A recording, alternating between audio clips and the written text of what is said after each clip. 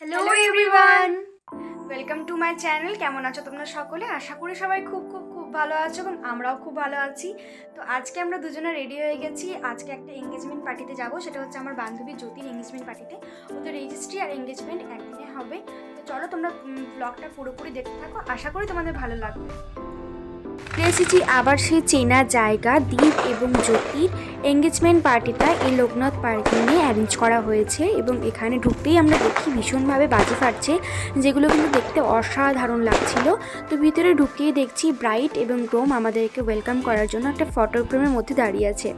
তো যাই হোক, দেখতে কিন্তু বেশ ভালো লাগছিল। আর এখানে ঢুকে দেখি যে আমরা এতটা লেট করে দিয়েছি যে ওদের প্রোগ্রাম তো পুরো স্টার্ট হয়ে গেছে। এখানে ব্রাইড এবং গ্রুম দুজনে মিলে স্টেজের উপরে উঠে আছে এবং এবার ওদের আই থিঙ্ক মালা বদল হবে। এটা দেখতে কিন্তু জাস্ট অসাধারণ লাগছিল।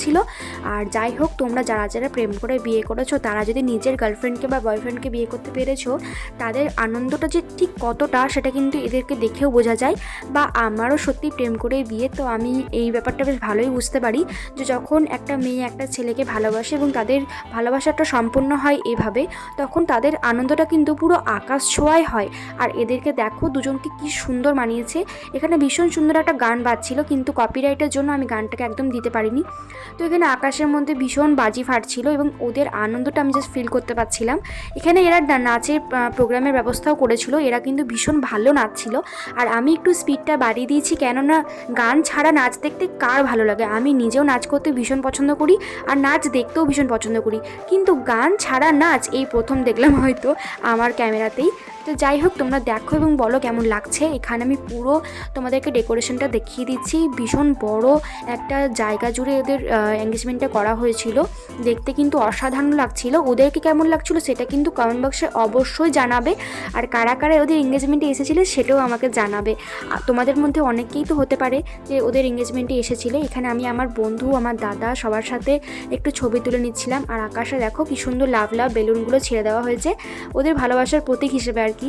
এখানে আমরা চলে এলাম খাওয়া দাওয়া করতে। দিদি আমরা সবাই মিলে বসে পড়েছি। মানে জল দিয়ে দিয়েছে, মেনু কার্ড দিয়ে দিয়েছে, তোমরা মেনু কার্ডটা দেখে নাও। তারপর আস্তে আস্তে খাওয়াটা শুরু করছি। ভেজিটেবল দিয়ে দিয়েছে প্রথমেই, তো এটা খেতে আমার ভীষণ ভালো লাগে। তারপরে দিয়েছে ফ্রাইড রাইস এবং চিলি পনির। এখানে বাচ্চাদাও আমার সাথে একটু ফাজলামো ইয়ার্কি করছিল আমার ভিডিওর জন্য।